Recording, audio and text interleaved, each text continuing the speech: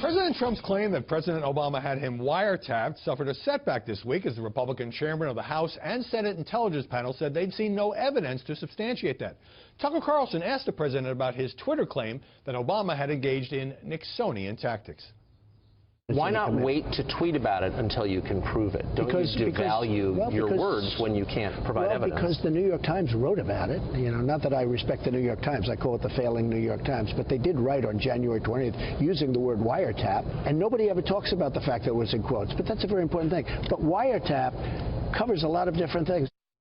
We're back with the panel. Cheryl, what's your take on the coverage of this presidential wiretap claim that remains unproven, and some anchors and commentators completely going off and saying that the President of the United States is a liar? I think there are two good questions to be asked. One is, should he have made the statements relying on the press that, on the other hand, he says he doesn't trust? You can't really have it both ways. But there is a very legitimate question that the media should be asking as to whether there was improper surveillance of the campaign or any of his officials. And we know the track record under the Obama administration meant that they conducted unprecedented surveillance of reporters. They conducted surveillance of phone records of members of Congress, including the Senate Intelligence Committee, according to my sources. So I think there will be more information coming out, and I think those questions are legitimate media questions to ask and dig into. So you're saying it's feasible that this happened, but you're not saying it's by any means proven. I have no information that it happened, but I think that is a question that deserves to continue to be pursued.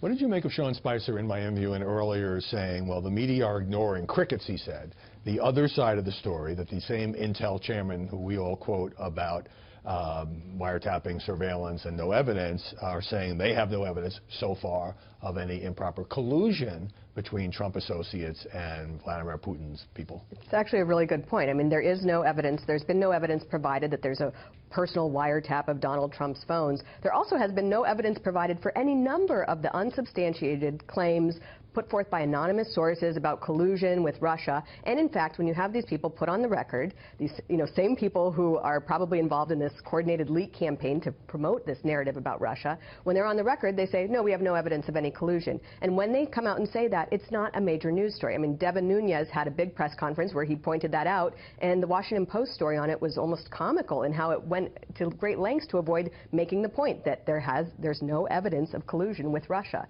And you have a lot of the country actually believing this narrative that has been pushed and promoted and carried all by the media for months now. I think the press is mostly focusing on unanswered questions about dealings with Russia, and obviously, particularly in the case of Mike Flynn, there have been questions about whether or not they have been candid about it and whether they've disclosed it. But is it a fair point to say, if there's no evidence of wiretapping or surveillance, there is equally no evidence that we know of some kind of coordination between the Trump campaign and Russian operatives?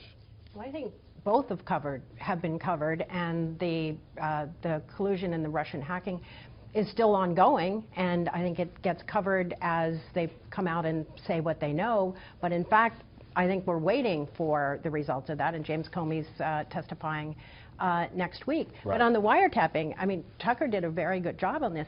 You know, Trump shifted the burden to everyone else to prove his claim, and in fact, it hasn't been proven. And even Attorney General Sessions came out this week and said there was no evidence. Well, he said that he had given him no evidence. But, you know, Sean Spicer, in citing all these media reports, he spent 5, 6, 7 minutes of the briefing doing this. He also brought up my colleague Brett Baer. What Brett did was to ask Paul Ryan in an interview about reports about possible surveillance or wiretapping, which stemmed from, it was clear, radio host Mark Levin.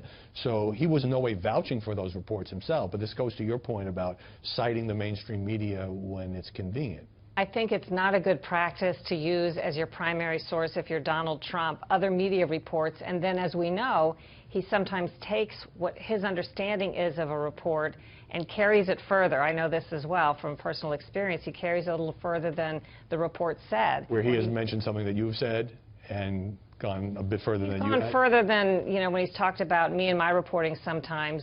He's correct in a statement he makes, and then he fills in some amplification that is not necessarily, you know. That's his opinion. So, yes. Is there a sense in the mainstream media that for so long journalists, news organizations have been saying this president was wrong about this, he didn't tell the truth about that, he exaggerated or embellished about this, that, and the other thing, and none of it has stuck. And now finally with this wiretapping surveillance question, aha, we think we have him, we are not going to let up, we're going to keep our foot on the pedal. Well, yeah, they keep doing that, and it also keeps blowing up in their faces. And I think at the same time, we need to acknowledge that there has been surveillance of the Trump team. We know that because we have been reading about it in reports. We have been reading about it in the Washington Post and the New York Times. Now, are the particulars of what we know because Mike Flynn but was it targeted at the Trump team, or was it picked up on Russian? It does not matter. I mean, and also we know that the Obama administration relaxed rules on the sharing of information on terms of names of people who are caught up in this. There has been so little interest in this on the part of the media to understand how is this happening, how is this information getting shared, what is the significance of that, and it's really a shame that it takes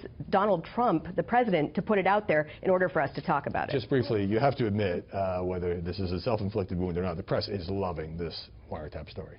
Well, you know, it was the most fantastic tweet of the many tweets of Donald Trump. And so, and when you accuse a former president of doing it and then call him sick, yes, it's news.